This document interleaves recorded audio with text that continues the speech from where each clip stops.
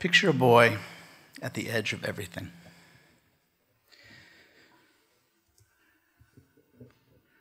Carlo Ottinelli is 13 years old. He's in the 7th grade at Booker T. Washington Middle School in Tampa, Florida. He's a nice boy. One of his most distinctive features, which you can see in this photo, is his hair, which he never combs. He doesn't seem to know what a comb is. This is good for him because girls keep running up to him whenever they can, and they'll beg. They'll say, please, please, can I? Please, please.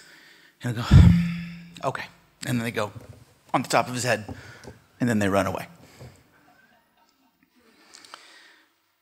Carlo's most distinctive achievement here in the 7th grade so far is that he is a member of the Pink Dinos, which is Booker T's now legendary rock band, 7th grade rock band.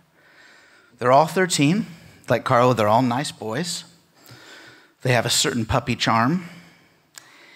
And they make their world debut at the school, inside the school's cafeteria, which also has a stage. This is a concert that follows 2 days of standardized tests. So it's a concert of liberation. The boys' mothers have all begged them, their sons, if they can attend, and they had to negotiate permission to attend. Sean, the bassist, told his mother she was not to come, and she's like, please, please, please, please, I'll stay in the back. I won't even, no one will even know that you're my son. I won't look at you. The mothers take their place in the back. The boys come out on stage, and they begin to play. These mothers love their sons. They're proud of their sons for being brave enough to get out on stage. But to their ears, the Pink Dinos are terrible. They cannot play at all. There's 2 lead singers. Both of them are singing in different keys. Both of them are out of key. They cannot play at all. And yet, you know, and as they go through their brief set, it's so clear that they're trying to be rebellious, but it's not working. They play a Blink-182 song called Damn It, but without anyone telling them to, they change it to Darn It.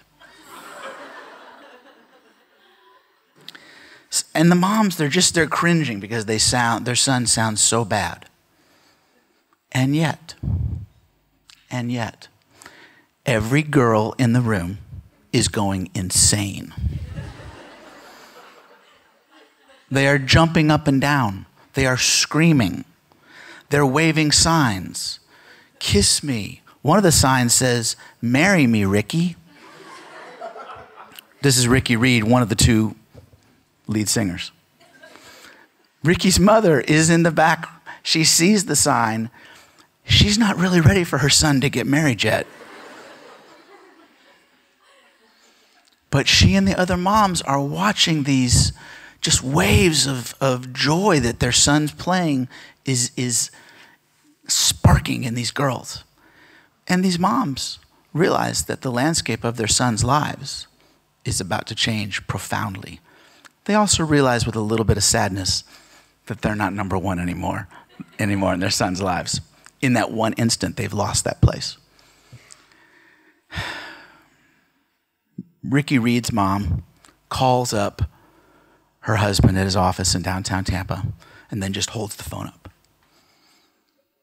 On the other end of the line, Mr. Reed can hear Ricky singing badly and Gio singing badly.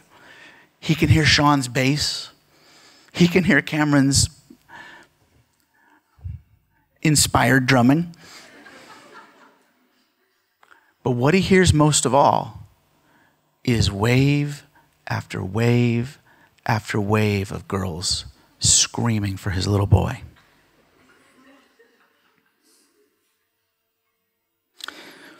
From that day forward, the Pink Dinos are the rock stars of Booker T. Middle School, which is funny to me because their band name sounded like they were the house band for Barney. But it's true. I would walk down the hall beside these boys, taking notes on what they were saying, what was happening.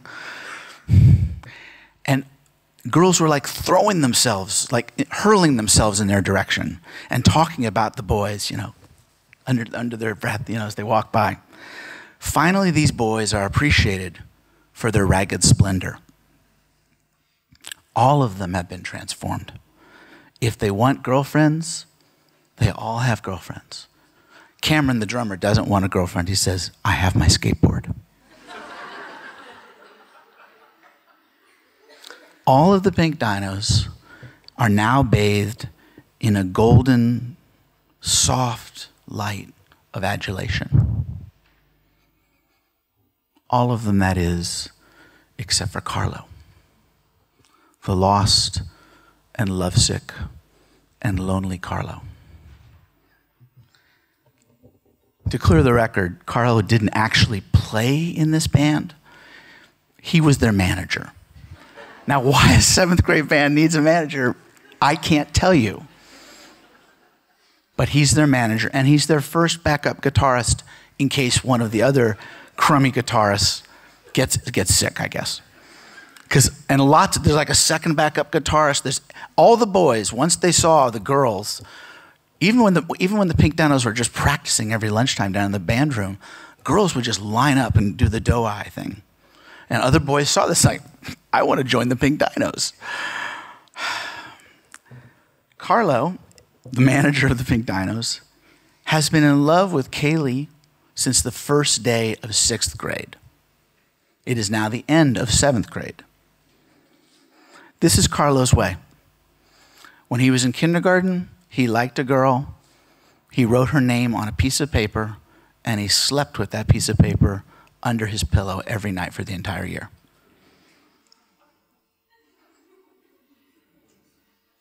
Kaylee, as it turns out, is not interested. She's going out with lots of different boys. Middle school relationships, I don't know if this is true in Romania, but in the US, middle school relationships, if they last an hour or a day, that's pretty good, okay? It's rapid fire. And going out just means that they walk down the halls together and they hold hands. Maybe if their moms are nice, they drive them to the movies, and so they can sit and watch the movies while the mom is, a few rows back. And Kaylee is going out with lots of other boys. She doesn't want to go out with Carlo. Carlo talks about this girl like a goddess. She's so pretty. I asked him, what do you like about her? Her hair. She could be nice. He doesn't even know her. But he just talks about her like she's just this ethereal, heightened creature. I go to interview Kaylee. I want to find out, make sure he's not stalking her, bothering her, The story's not going to work if that's true. Or I guess it's a different kind of story. She says, no, he's really polite. I just don't feel that way about him. I really would just like to be friends with him. And she's tried to let him down easy, but I'm pretty sure most of the women in the room are going to testify that that doesn't work. A lesson most of us learn in 7th grade or 8th grade. Carlo hasn't learned it. She doesn't know what to do. And as she's talking, I'm trying to ascertain if in fact she is a goddess. She's not. She's a 12-and-a-half-year-old girl. She's a cute little girl. She's got a ponytail. She's got braces. She's eating potato chips as I talk to her. Morsels of the potato chips, fragments, are stuck in her braces. She's a girl. She's a little girl trying to figure out how to handle something really difficult. Carlo is undeterred. He and the Pink Dinos have a sleepover. I learned very quickly, reporting on this story, that the girls have slumber parties, but the boys have sleepovers, and God forgive you if you call the boys get together a slumber party. So I go to the sleepover. Everyone knows I'm a reporter. I've cleared it with all the Pink Dinos. I mean, I guess they might have thought I was one of the boys' grandfathers. But everyone knows who I am. I'm there. I've cleared it with all the Pink Dinos. I've cleared it with the mom and dad whose house this is at. And I'm reporting it, and it's crazy because what happens for most of the night is that these boys just beat the shit out of one another all night. There's like a little pool, and they pick up one of these pool things, these hose things that cleans the pool, and they're pulling it apart and whacking each other on the head with it. No malice in this. At one point, I look up, and the two of them have what appear to be hunting knives at each other's throats. I violate a cardinal rule of immersion reporting, and I interfere. I say, boys, please don't kill each other in my presence. Please. And they're, oh, Mr. French, they're just plastic, and they show me. Okay. I look over at one point, and Carlo is on the computer. And I walk up behind him. I'm not sneaking up. He sees me over his shoulder, says, hey. I've got my notebook out as I always do. I'm taking notes. And he's emailing Kaylee. There were hardly any cell phones back there. They weren't as ubiquitous as they are today. Mrs. Reed did have one, but the boys do not. So there was no texting. What do you call it? SMS? What do you call it here? Okay. So he's typing to Kaylee, and Kaylee has told him that the reason she can't go out with him is because she doesn't know him well enough to feel that way about him. This is a really pathetic excuse she's offered him, but it's the best she's come up with, and she's trying, and he's bought it.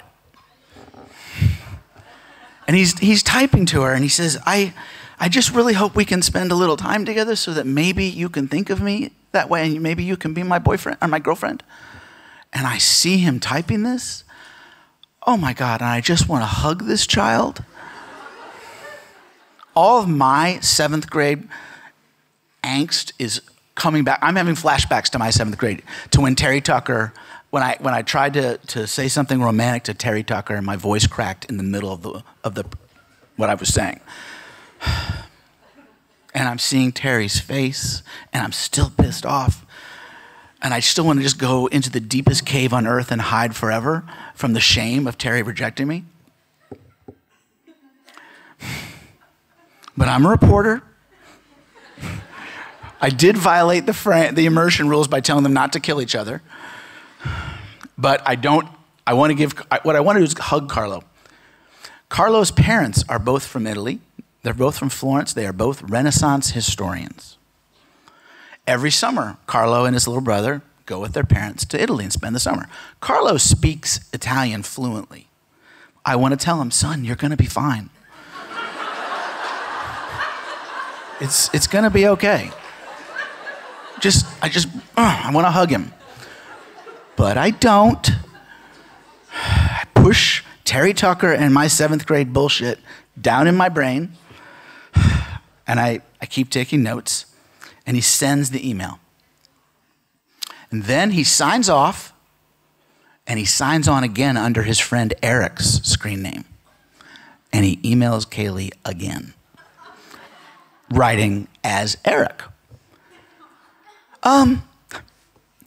Carlo's a really nice guy. Maybe you can give him a chance. And then he sends it. And inside my head, only inside my head, I go, yes! Yes. Now I'm getting somewhere in my reporting.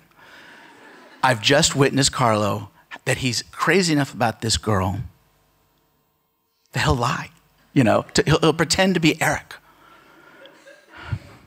I asked Carlo what he wants from Kaylee. He says, a kiss. That's all he wants is a kiss, and for her to say, like, she's his girlfriend for like a day.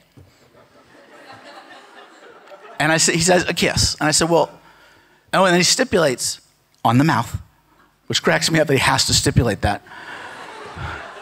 And I said, well, Carlo, have you ever kissed a girl before? And he says, does my mom count? No, son, your mom doesn't count. This is the problem, of course, okay? So they're talking at the sleepover, and Eric, whose sign-on he stole or assumed, they're talking about his feelings for Kaylee, and Carlos says he loves her, and Eric just scoffs and says, you're 13, you can't even know what love is. Carlo's mother, when I interview her later, the Renaissance historian, takes a different view. She points out to me that in Romeo and Juliet, Juliet was only 13 years old. And we take that seriously, that love story. She says to me that what Carlo feels for this girl is not anything close to her adult understanding of love. But clearly her son is going through something profound, something that matters to him deeply, and she's going to respect that. I wanted to hug the mom too. Will you be my mom?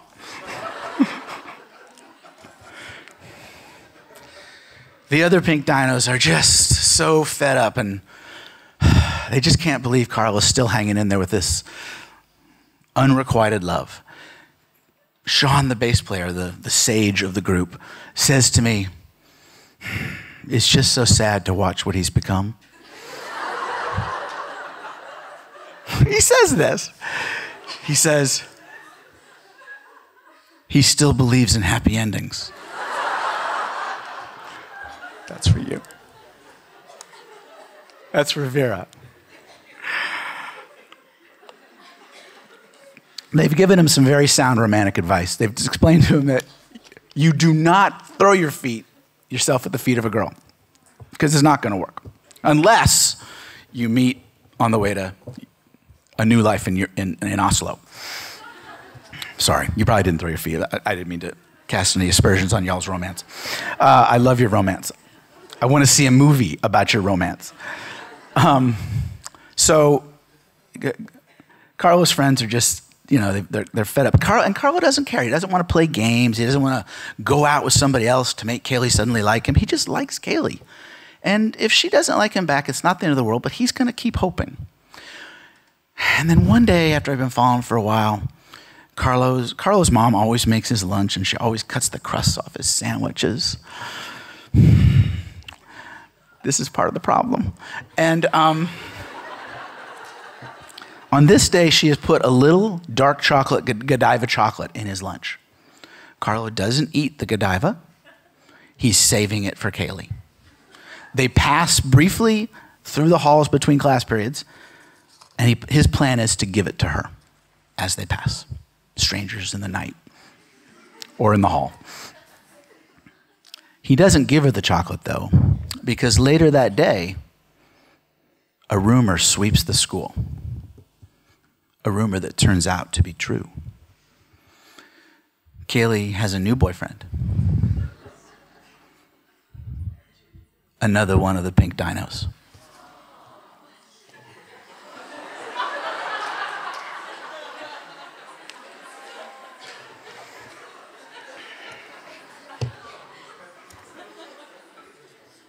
Let's keep going.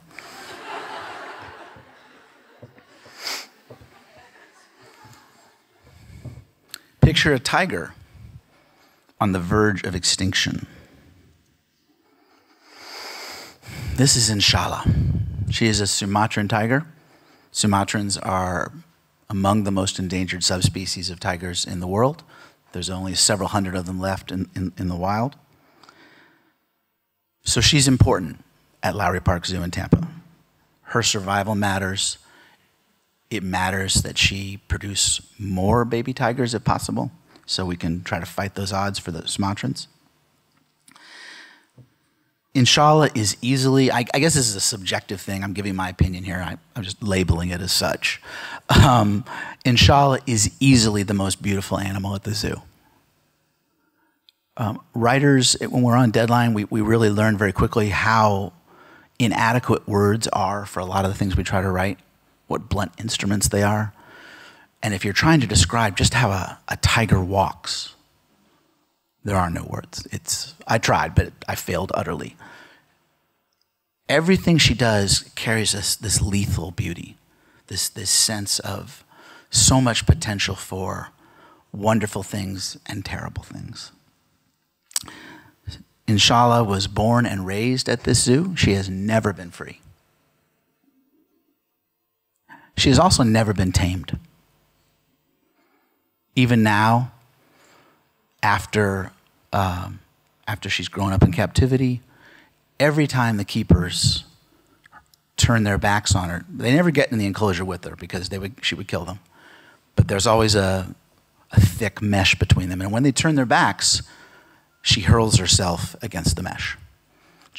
Jackie gave you a lot of really good reporting tips and writing tips. I'll just give you one survival tip.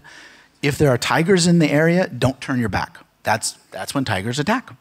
That's how they attack. And Inshallah is up for attacking. Her keepers still, they just love her. In fact, they love her wildness. They told me she's true to her species. They adore her. In the mornings before they let her out into the exhibit, they go out into the exhibit and they leave gifts for her. Big cats, tigers, like house cats, love scent. So they go out and they sprinkle cinnamon and they sprinkle peppermint because they know she's going to roll around in it when she gets out there because she's going to love it. And they also spray perfume. They've learned by this point, by watching her, that her favorites are musk perfumes. Her absolute favorite is Obsession.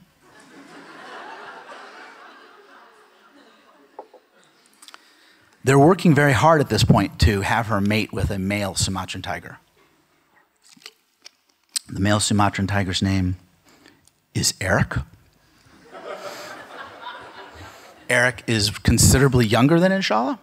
He's from the National Zoo in Washington, D.C. He's never mated before. He is a tiger virgin.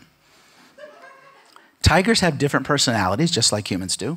And by tiger standards, Eric is completely laid back, which is not what the keepers want. So they allow them into the same enclosure. They watch from across a little moat with more mesh protecting them.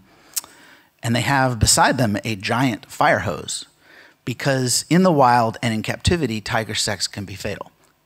The males often, not often, but they will sometimes break the neck of the female and kill her. Inshallah's father killed Inshallah's mother in this same enclosure at one point. So they've got the fire hose in case. It doesn't appear to be a problem though because Eric is so timid at first that he barely gets up. Finally, he's roused and Inshallah begins to circle the enclosure and Eric is padding behind her. Yes, I'm going to talk about tiger sex now. You didn't know that was going to happen today, did you? And at certain points, Inshallah does what they call presenting, which means she lowers down and then she raises her hindquarters a little bit, which is her tiger's language for climb aboard. And Eric will dutifully try to do so, but every time he starts to, she gets up and she runs away. And she goes around and she keeps presenting and he keeps trying and she keeps running. At one point, he just gets frustrated. He's just like, fuck it, that's enough. and he goes over the corner, he just slumps down. You know how like big dogs like just kind of slump down? You got to see a male tiger do that. It's real. It's like, Inshallah is still running, but she looks literally over her shoulder. I'm not making this up. And you can almost read her face. It's like, what? And she goes over, and I swear to God, she takes her paw, and she thumps him on the shoulder. It's like, dude, come on. So he gets back up, and he resumes his pursuit, if we can call it that. Meanwhile, I'm sitting beside Inshallah's favorite keeper, the keeper who loves Inshallah best, who's named Carrie. Carrie loves this tiger. And she's first of all explained to me in tiger terms what's happening, but she's also comparing the tiger mating rituals to human mating rituals, which she actually doesn't need to do much of because it's pretty obvious. But she's also calling out encouragement to the young lovers. Eric, you need to be forceful with her. She wants you to be forceful with her. Inshallah. Inshallah, sweetie, just let him do what he needs to and it'll all be over.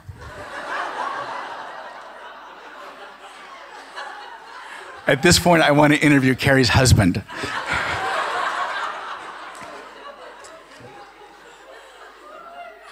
She does everything but play Barry White for the two of them.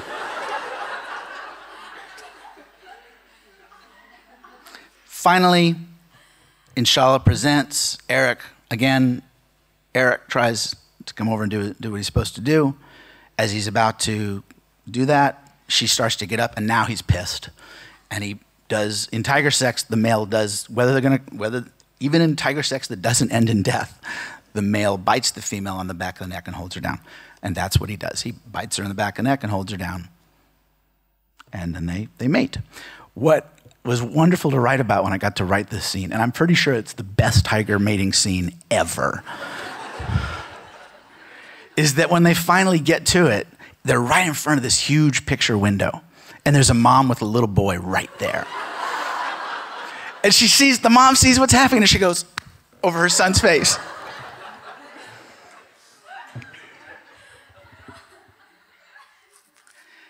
I mean, it is really funny what's happening, but it's really important for the future of this planet's biodiversity if we can get some more baby Sumatrans.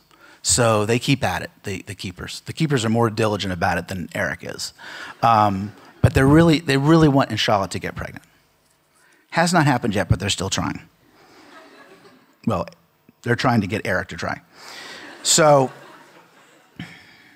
one day that summer, late that summer, the head keeper in that section of the zoo, she has a son who I think is like in 2nd grade. He has an asthma attack at school, and she has to leave to go take care of her child. What that means is that that section of the zoo's newest keeper is left by himself with the animals. And late that afternoon, he's preparing some food in a little cul-de-sac next to the tiger's dens. Again, there's mesh and so forth separating them. And he hears this sound behind him. And he turns around, and Inshallah is out. And she's right there at the end of this cul-de-sac. There is nowhere for him to run if she's going to kill him. And he holds his breath. He's left a latch unlocked that was supposed to be locked. And he holds his breath. And then Inshallah keeps walking. And she pads out of the building. And she goes into an exhibit outside that's still under construction. And just beyond that exhibit is the front of the zoo, where there is a sculpture made of manatees. But there's no, it's a fountain, it's a water fountain, and you're supposed to get in the water fountain. And this is a place that little kids flock because they love to get, especially in the summer, and get down and like this in the water that's coming up out of the ground by the manatees. My sons used to play at that fountain. And that's where Inshallah is heading, is toward the mothers and the toddlers. The keeper pulls out his walkie-talkie, and he says the 3 words that are the most feared words at this zoo. Code 1, tiger. Let's stop that one there.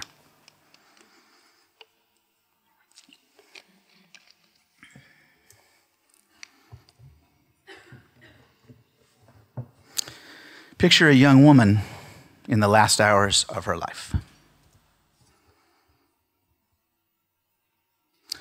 Michelle Rogers is 17. She's close to graduating from high school in Van Wert County, Ohio. She and her sister Christy live with their mother and father on a dairy farm. They're in rural Ohio. And when this picture is taken, Michelle and Christy and their mother are on the first and last family vacation of their lives. Their husband and father, Hal Rogers, has stayed behind to take care of the farm with some other help because the cows have to be milked twice a day. But Joe and the girls have managed to get a week. And they go down to Florida, and they cross into the Magic Kingdom, and they want to shake Mickey's hand, and they want to go to all the theme parks and lay on the beaches. And they also want to go to Busch Gardens in Tampa. So they pull into Tampa, By the way, Michelle is, like I said, 17. Christy is 14. And they get lost on the highway. They get in the wrong lane of the highway, and they're accidentally off the highway before they mean to be. And they go to a McDonald's, which is right there, because it looks safe, and they're going to go there to get directions. And their bad luck is that while they're at that McDonald's, they do get directions, but they get it, and they get it from the man who gives them the directions, invites them out onto his boat that night for a sunset cruise on Tampa Bay, where he will kill them one by one, tie them up, sexually assault them in front of one another, use the love that they feel for one another to hurt them, and then he drops them alive into the bay one by one, using this beauty. If anyone has ever seen Tampa Bay, it's beautiful. So he's using these two beautiful things, this love that these three women feel for one another, and this body of water, this beautiful, beautiful glittering body of water, in the most perverse way possible. This photo is from their last afternoon alive in their motel room right by the bay. They're getting ready to go for their sunset cruise. The look on Michelle's face still haunts me. I had this picture. The police got this picture from a roll of film that was undeveloped that was inside their motel room. And their bodies were found floating in the bay, and then the police were trying to figure out who they were, and they got a report of 3 women checking into this motel room and never coming back. So they go and they get the film. They also confirm that it's Joe and Michelle and Christy. They don't know because their bodies are so disfigured from the water. But they take their fingerprints and they match them on a Sesame Street tube of toothpaste. Something about that detail bothers me as much as anything else. Who wants proof of our death to come from a Sesame Street tooth of toothpaste? It seems like a sick joke. It's a terribly difficult case for the detectives. Because they were killed on the water, there is no crime scene. The boat is gone. The man is gone. There's no fingerprints other than the ones in their room that aren't with the man. There's no fibers. There's no DNA. There's nothing. As best they can tell, Joe and the girls met this man at random, which makes it all the harder, because then they don't even know where to start to find the guy.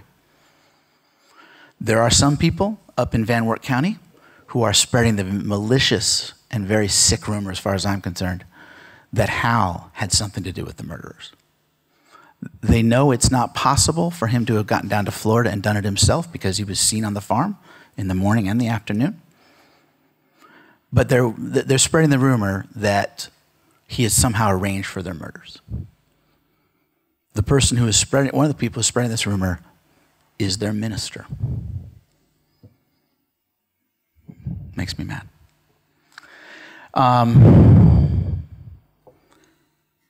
The detectives don't believe that Hal had anything to do with his daughter's and wife's death. He had no life insurance on him to speak of. Hal and Joe had a good relationship. There was nothing. There was no motive. But these rumors just keep going, and while people are spreading these rumors, they're finding their way down into Tampa Bay. The Tampa Tribune publishes a story about this rumor, which I don't understand why they did that, but they did. And so the detectives want to basically be able to eliminate him for sure, so they can put these rumors to rest, and so people can start helping them look for whoever really did this. So the way to do that is the detectives go up to Ohio, and they spend a week there, and they want to interview everybody who ever knew the girls or worked with them or went to school with them. Before they do that, though, they go straight to Hal's house. They don't tell them they're coming. It's late it's Super Bowl Sunday. It's late on a Sunday when most people don't expect people to be up and about. So the theory is that if you have arranged for the murders of your family and 3 homicide detectives show up unexpectedly at your door, something is going to flash on your face, right? Hal opens the door and sees the detectives. Nothing is on his face. He just says, "Come on in." They step inside and they realize that this is not a home anymore. This is a place where Hal exists to get through day to day. He can't bear to sleep anymore in the bed that he shared with his wife. Most nights he goes to the houses of friends and they let him fall asleep on their couches, and then they, after he's asleep, put a blanket on him. Every time he hears the phone ring, he thinks it might be them. He's still holding on to a belief, this magical thinking that is very common when we lose somebody unexpectedly. This magical thinking that they're still alive and there's just been a terrible mistake. One of the things that haunts him is that because their bodies were in such bad shape, there were not open coffins or caskets, and he didn't get to see the bodies. So he somehow convinces himself that the three people who ended up at the morgue and the mortuary and who are now buried in the cemetery are not his wife and daughters. They're somebody else. This idea plagues him. So one night, he grabs a shovel and a hoe, and he drives out to the cemetery. And he goes to their gravesite, and he's just about ready to start digging when this thought stops him. And the thought is, this is exactly what those bastards at the newspaper would like me to do. This would be a really good story for them, wouldn't it?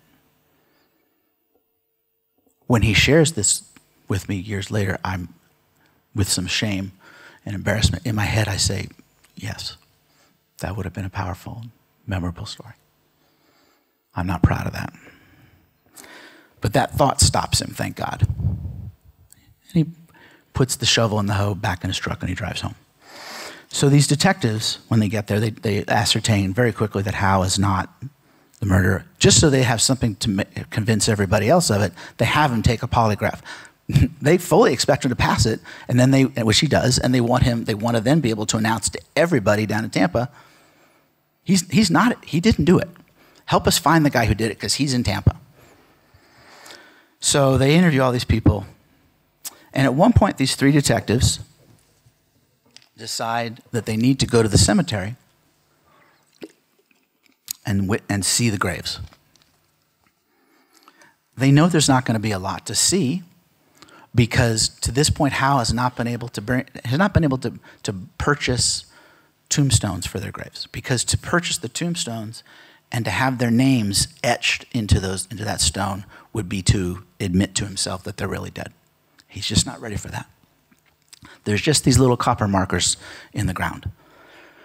But the detectives want to see it anyway, these three of them. They want to see it and they want to burn it into their brains so they'll remember it when they go back to their desks and they're not getting anywhere and they're tired. So there's a fresh snowfall and they walk down the rows toward where Hal has told them to look. The heels of their boots and shoes are crunching in the snow. Their breath is making these little puffs of air, little clouds. And they get to the gravesite and they realize there's nothing they can see because the snow is covering the graves. One of the detectives drops to his knees and with his bare hands, he begins to dig through the snow. Let's stop that one there.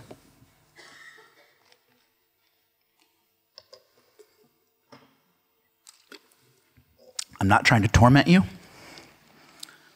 Okay, maybe just a little, just a tiny bit. Mostly what I'm trying to do is make a point about the mystery and the magic and the power inside this engine of unfolding.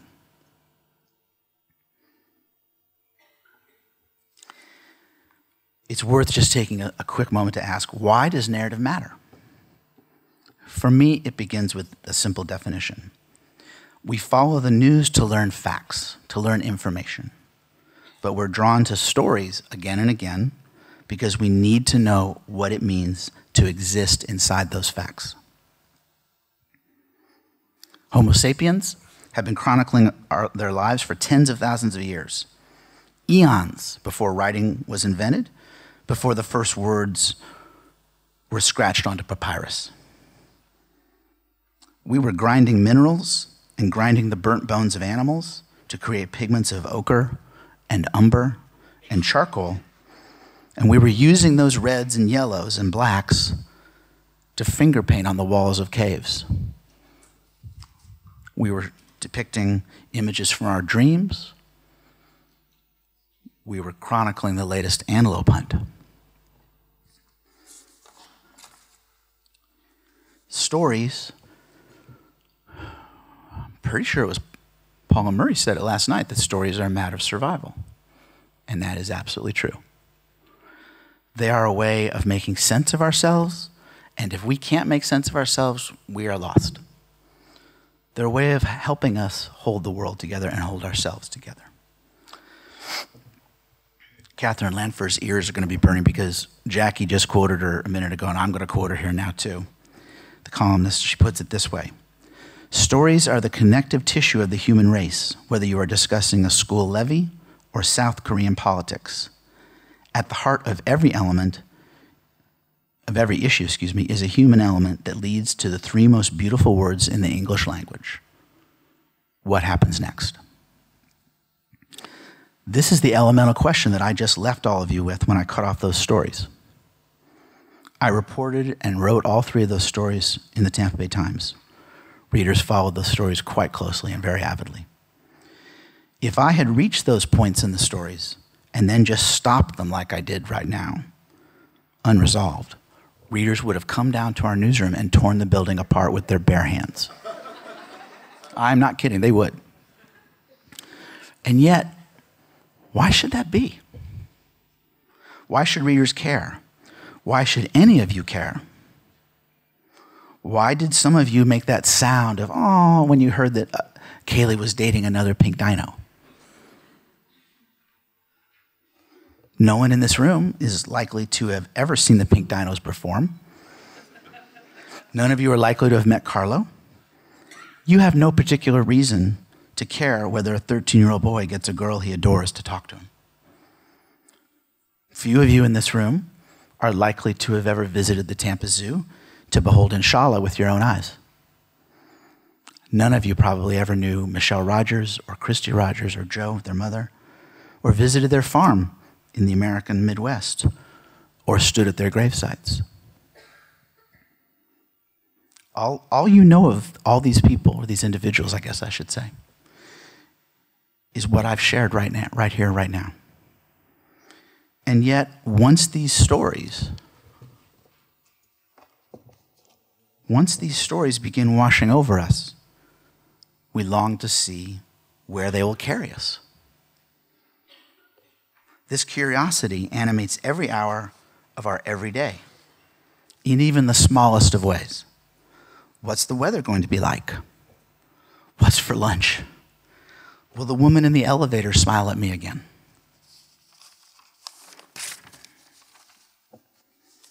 Will tonight's final wrap-up keynote speaker have anything to say that hasn't already been said in these past 2 days of brilliant and beautiful testimonies? That last question I worried a lot about this morning when I woke up at 4 a.m.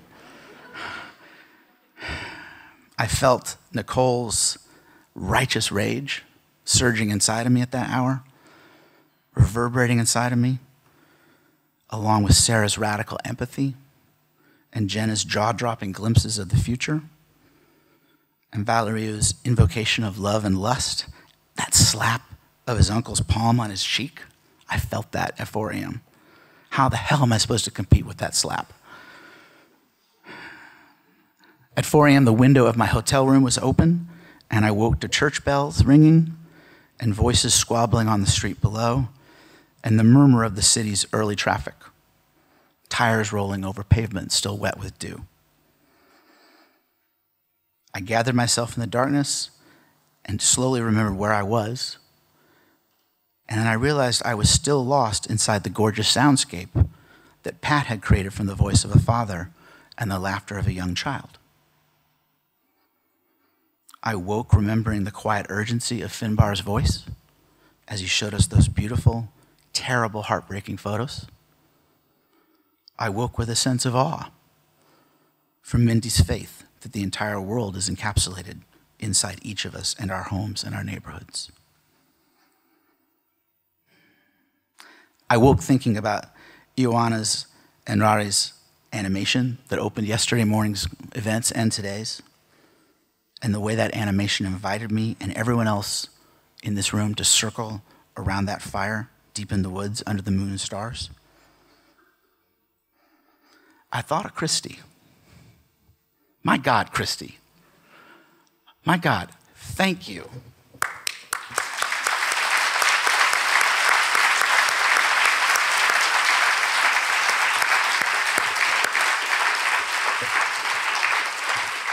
And I thought about all the attention and the creativity and the ferocious joy that Christy and his team summoned to make possible this astonishing conference. Of course, as the darkness faded and slowly gave way to the light, I couldn't help thinking about Paul and Murray and their lifetime of bearing witness together, from Johannesburg and then across the world.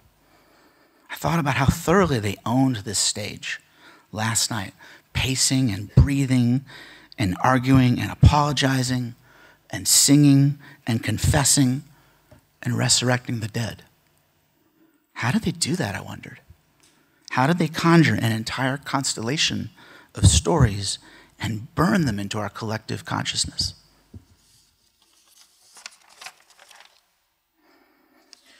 As I thought about that, I recalled the rapt faces of everyone around me and of myself listening. The tears we wiped away when the two of them took their bows, the gratitude and wonder radiating in a great wave that swept the room. I asked myself, what right do I have to stand there later today? What the hell am I supposed to say that hasn't already been said with more eloquence? So then this afternoon I realized, how the hell am I supposed to compete with Vera and those gorgeous, crazy drawings of hers, which I've begged her to send to me,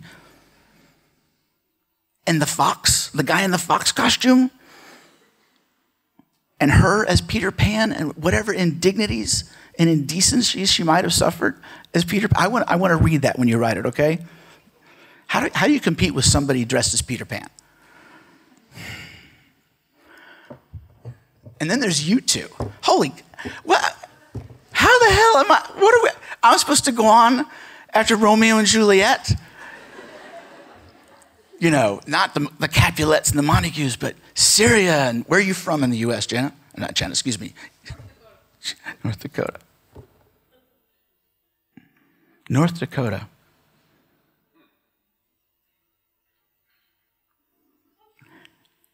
Ellie's from North Dakota. Syod is from Syria. Two star-crossed lovers. But you're not going to take your lives, okay? Okay, sorry. But what do you do? Then, of course, how the hell am I supposed to follow Jackie? Only a fool follows Jackie. Our fairy godmother, everyone keeps calling her. How the hell am I supposed to hold my own with a fairy godmother who has a mane of snow white hair, and she towers over me, literally and metaphorically, and sees straight through me and every small thing I've ever done with her Arctic blue truth-seeking eyes?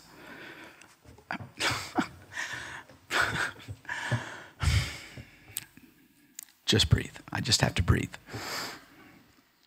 A few minutes ago, I mentioned the smaller questions that run beneath our everyday lives. But then there are the deeper questions, the ones hanging over us all the time. How did I become that strange person in the mirror? What should I do with the rest of my life? And the biggest question of all, how long have I got? We need to know how it will all unravel.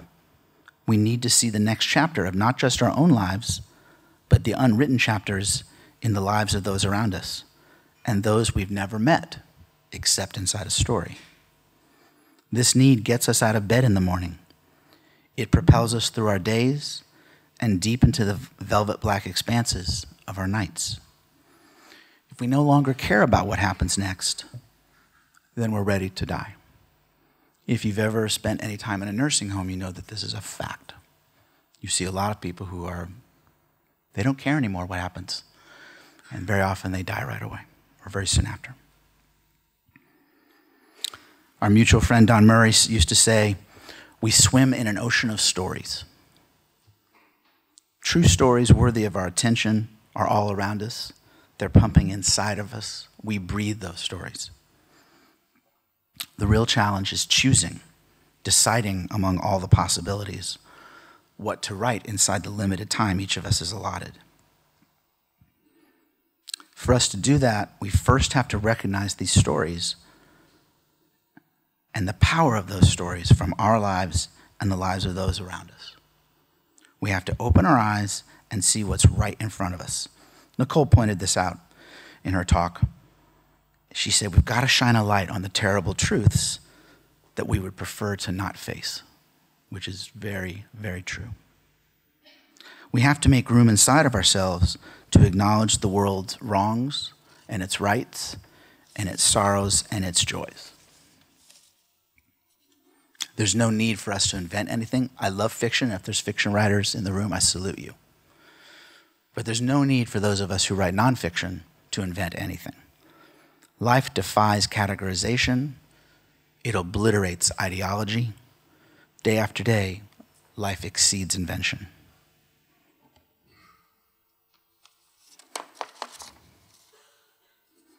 This is what I know. The world is an impossible realm, more wonderful and more terrible than anything beyond our imagining. As storytellers, our duty is to try to capture just a little of the world's sprawling, unthinkable nature inside our work. Every time we walk outside, we leave our newsroom or we leave our home, leave our offices, we need to open ourselves to what awaits us, because all of it matters. The segregated schools built on denial of our past, the true story of the girl whose body was pulled from the lake, the photos from the front lines of war and the hidden realms of famine, the huge stories about the referendum on same-sex marriage here in Romania, the countless investigations into the hidden workings of the White House in Washington. All of it matters. We have to recognize the sacred nature of a 13-year-old boy angling for his first kiss, the lethal beauty of that tiger padding away from her keepers, the solemn dedication embodied in those detectives' decision to dig through the snow.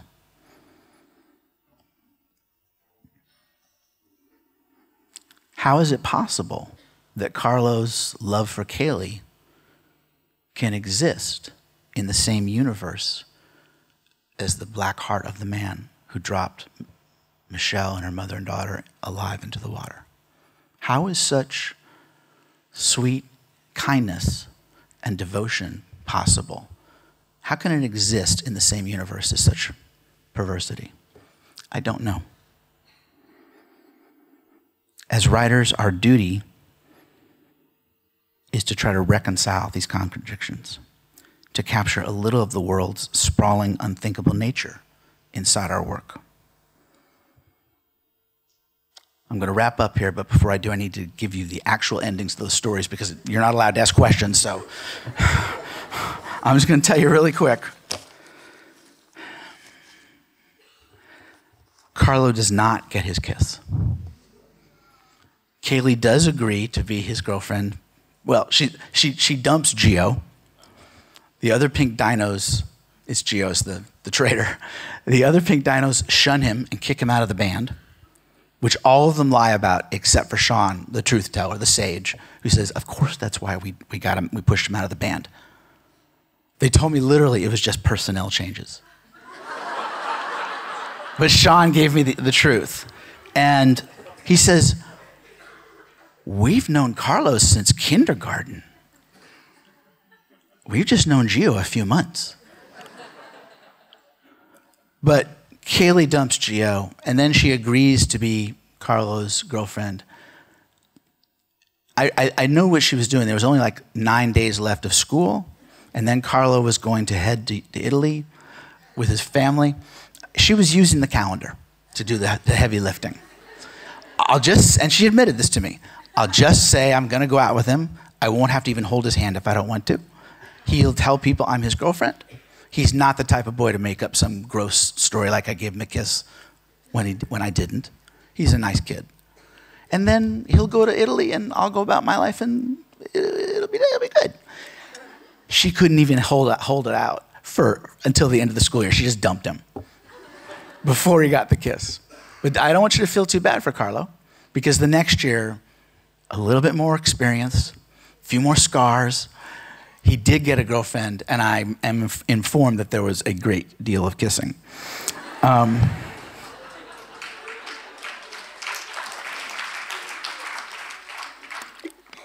Inshallah. Inshallah's escape. I said that they're the three most feared words in the zoo, and many keepers in the years before, when they're doing practice drills for Code 1, for escapes, told me that of all the animals at the zoo, she was the one they feared the most if she escaped. But the zoo got lucky. Inshallah goes out to that half-finished exhibit, and instead of just going the 20 feet further toward where the moms and the toddlers are waiting, she just slumps into the grass or into the construction site and just lays down. The keepers try to lure her back inside with food. It doesn't work. She does not appear hungry. I guess if she'd been hungry, she might have gone toward the fountain. It's getting dark. There's a neighborhood surrounding this zoo. There's news helicopters hovering overhead, and they're agitating, inshallah, the sound of their props. So the decision is made, okay, we're going to dart her. We're going to shoot a tranquilizer dart and try to get her to go to sleep so we can take her back to her den safely. Murphy, Dr. Murphy, the zoo's vet, goes up on this little platform. Murphy's a good shot, and he hits Inshallah with the dart just above her shoulder. But it's not like in the movies where the animal just drops instantly. Sometimes it takes longer. It depends on the animal's emotional state, exactly where the dart lands. There's a complex set of variables. Inshallah does not go down. Instead, she gets mad. And she turns and she starts trying to climb the platform toward Murphy to kill him. Lex Salisbury, who is the CEO of the zoo, has been covering the vet with a shotgun. When Inshallah goes for the vet, Lex shoots her down and kills her. This was not easy for Lex. Afterwards, on the internet, he was called a murderer and just this heartless person. It wasn't true. He had been at the zoo and was there in the den on the day Inshallah was born. He loved Inshallah. He didn't want to kill her.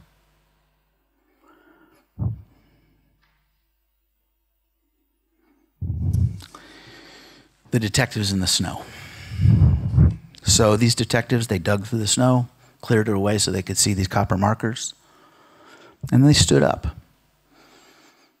And they looked around at the cemetery and at this country road stretching beyond in a straight line like a ruler. And they looked across the street to the church where Michelle and Christy had gone to Sunday school and learned about heaven and about forgiveness. And they burned all of it into their brains, and they dusted themselves off, and they went back to Florida, and they kept working until they found the son of a bitch who killed those 3 women.